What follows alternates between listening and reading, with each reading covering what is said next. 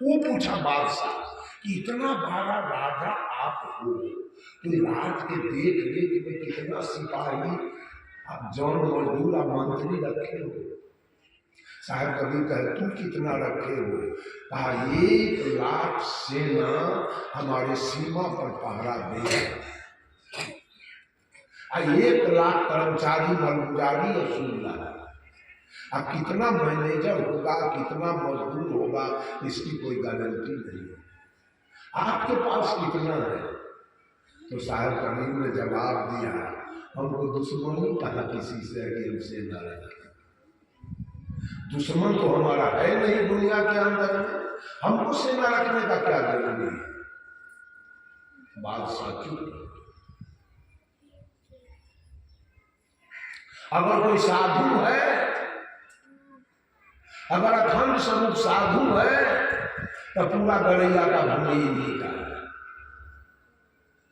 10 बीघा जोतते हैं तो आपका 10 बीघा होगा, उसके बाद दूसरे का है, आपके दुश्मन का होगा, वारी आपका तोड़ सकता है। और जिसने पूरे गड़ैया को अपना मान लिया उसका दुश्मन गड़ैया में कहां होगा? कोई पूरे गड़ैया का प्लॉट मेरा है और पूरे गड़ैया के लोग हमारे हैं, हमारा दुश्मन गड़ैया में कोई है ही नहीं। तब अब लड़ाई किससे होगी? बोलिए, कबीर का लड़ाई किससे हुआ? सदगुरु कबीर किससे लड़ाई लड़े थे? कबीर लड़ाई लड़े थे किसी से, क्योंकि सब इनका हित था, दुश्मन था। लड़ाई किससे लड़ा? तब वो सखी कह रही है, चलो सखी कहू न सखी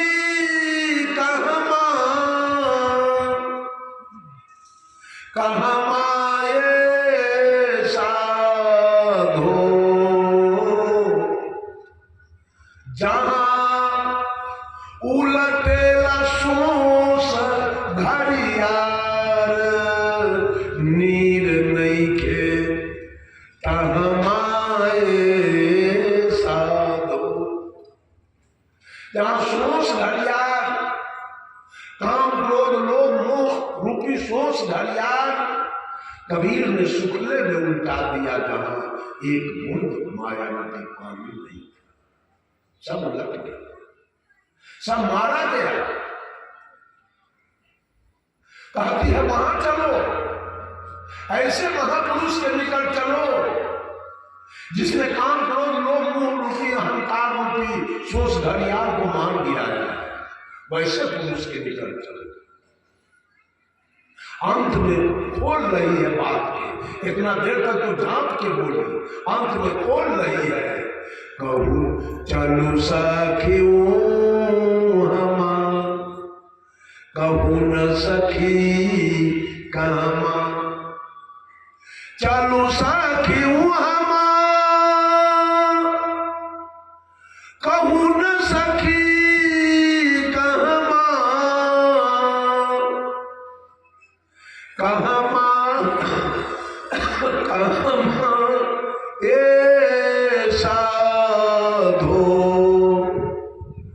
जहां बैठल बारे साहेबा कबीर काल नहीं के तहमाए साधो।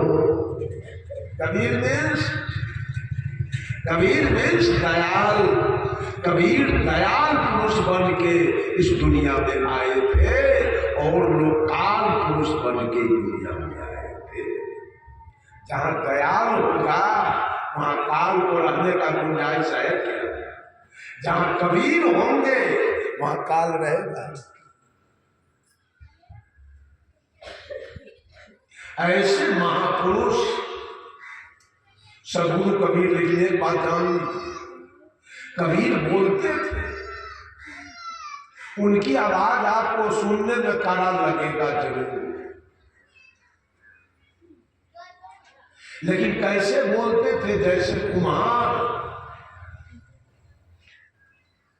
हड़िया बनाने में ऊपर से खूब मारता है, ऐसे ऐसे वो लकड़ी के बना के रखता है, ऐसे ऐसे मारता है। लेकिन अंदर में क्या रखता है सो मालूम है? एक सहारा। हड़िया के एक अंदर में एक हाथ में मिट्टी का पका हुआ एक सहारा रखा है, अंदर हाथ सहार दे, बाहर मारे चोट। कबीर अंदर से सहारा रखते थे और बाहर से चोट मारते। ऐसी वाणी थी कबीर, वो ऐसी वाणी मेरी है।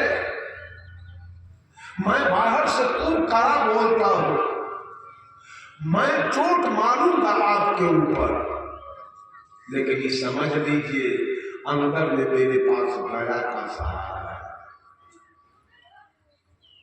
मैं ब्राह्मण का बहुत शिकायत किया ना, लेकिन देखिए हमारे आदमी ब्राह्मण कुल के जरा उठ के खड़ा हुई है, पांडे जी, जयप्रकाश पांडे इनका नाम है और उत्तर प्रदेश के गोरखपुर में इनका घर। ये हमारे शिष्य है। क्यों? इनके समझ में आ गया बात कि गुरु जी केवल ऊपर से बोलते हैं, अंदर में इनके पास गया का सहारा। मैं किसी को मार नहीं सकता, ये बात आप लोग समझ लीजिए। एक गांव में मैं गया, एक साधु मंच पर जाकर पहले ही बोल दिया ओम, हमरा तो मिर्गी चढ़ गया कि बिना पकड़ने हो छोड़े। उसका एक दशा बाकी नहीं है, सब दशा उतारे। वो एकदम उदास होके कोने में बैठ गया। अब बाद में हमको इतना पश्चाताप हुआ कि क्यों इसको हम इतना मार।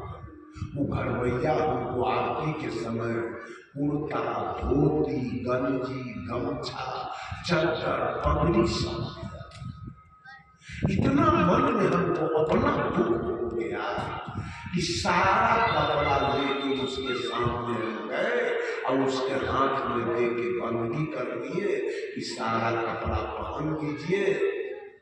आज से हम ये बात आपसे आग्रह करते हैं कि कबीर के मंच पर आप ओम मत बोलिएगा। वो खुश हो गया है, कहा ठीक है, सारा कपड़ा उसको हम दे देंगे। अंदर से हम चोट मारना किसी पर नहीं चाहते, और उसमें भी ज्ञान के लिए आप सुधर जाइए। इस बात के लिए मैं चोट मारता हूं, आपके विरोध में नहीं। आप हमारा कोई दुश्मन नहीं है, आपसे हम जीतने नहीं आए हैं, आपका जमीन हम रजिस्ट्री कराने नहीं आए हैं, आपको हरा करके हम झंडा फहराने नहीं आए हैं। इस गांव के लोगों को भी, कुछ लोगों को हमसे थोड़ा मोड़ा कष्ट होता है, लेकिन इसी गांव में चौधरी सिंह है, इसी गांव में शंकर सिंह है, उनको हमसे कोई कष्ट नहीं, हमसे कोई दुख उनको नहीं होता। अच्छे परिवार से बिलोंग करते हैं, पूंजीपति वाले लोग हैं, बेटा भी लोगों का अफसर ग्रेड में है। कभी हमसे कोई गलत बात इन लोगों ने नहीं कहा, और कोई संवाद भी आज तक नहीं भेजा कि साहब जी को कह दीजिएगा ऐसे से ऐसे नहीं बोले।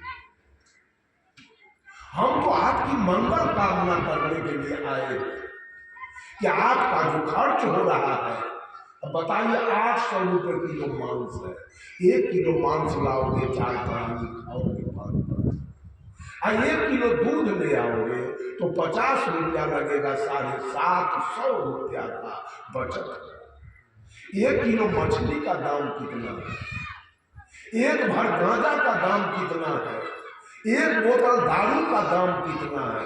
मैं तो चाहता हूं कि पूरे बरैया में 3 महला बिल्डिंग सबका उठ जाए, ये मंगल कामना। इसलिए मैंने बहुत गांव के लोगों ने हमसे कहा कि साहब हमारे गांव में मठ बना दीजिए, हमारे गांव में मठ बना दीजिए। मैं चुनते चुनते चुनाव किया गरैया कि नहीं, गरैया में जाके रुपया मैं खर्च करूँ। क्यों बनाया था? इस गांव के विकास के